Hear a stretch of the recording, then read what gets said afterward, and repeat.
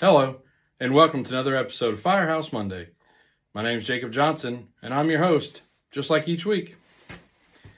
This week, we're talking about firehouse leadership and how important it is to have at that firehouse level. You know, it brings me to mind a good friend of mine, a senior firefighter here in Pearland, Kevin Collins, who said, "Everyone's a leader regardless of your rank. So treat everyone with respect, because you never know when one day you might be respecting their rank."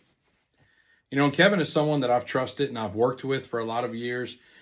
We fought many fires together. We've gone and had to deal with very difficult calls over the years, and one that is at the rank of firefighter in our department and the ultimate senior firefighter. Kevin's very calm, cool, collective on scenes and is very trusted. But most importantly is Kevin is a leader of the firehouse. And sometimes as a company officer, we need to tap on those senior firefighters to provide the leadership that we're looking for amongst our crew. You know, as the company officer, it's not your job to be the only leader in the firehouse. It's not your expectation to be the only leader. You're not supposed to have all the answers. You're supposed to have a fair base of knowledge and abilities and skills to be able to find answers that you don't know off the top of your head. But most importantly, I think it's important to remember that if you don't know, if you don't know where to find it, if you don't know the job knowledge, or if you don't have the job knowledge at that point in time to go find it, then tap on the guys and girls around you. And Kevin's definitely somebody that you would go tap on his shoulder and try to find the answer from. You know, it's important that we use everything that we have at our disposal, and our senior firefighters are definitely that.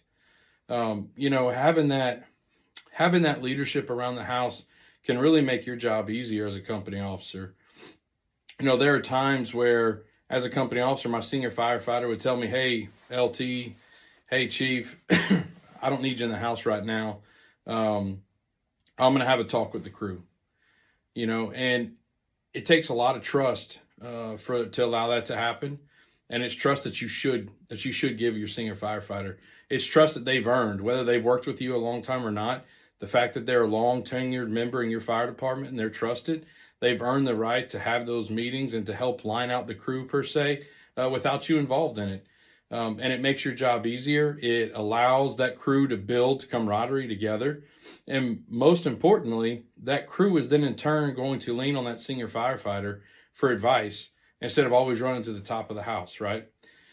And so what I think is when Kevin talks about that quote about everyone's a leader regardless of rank, I think that really strikes home with your senior firefighters. I think it's important as company officers that we remember it is our job to provide a successful environment. It is our job to provide a career that our firefighters deserve and desire. And part of that is leaning on everyone around you that you have to make your whole crew successful. It is not your only job and purpose to make every crew member successful, but it is your job, purpose, and obligation to provide that path for them and to walk with them down their career path, whether it be successful or have a few bumps in the road. You're there with them to help them get over that bump and help continue to have success in the future. So that's it for this week. I'd definitely like to continue this talk next week when it comes down to a mentor of mine and one of my very best friends, Mark Campese, when he says, "Enjoy where you are and be good at it." So with that, I look forward to seeing you next week, and thank you for joining me this week. Stay smart, love the job, and train hard. See you next week.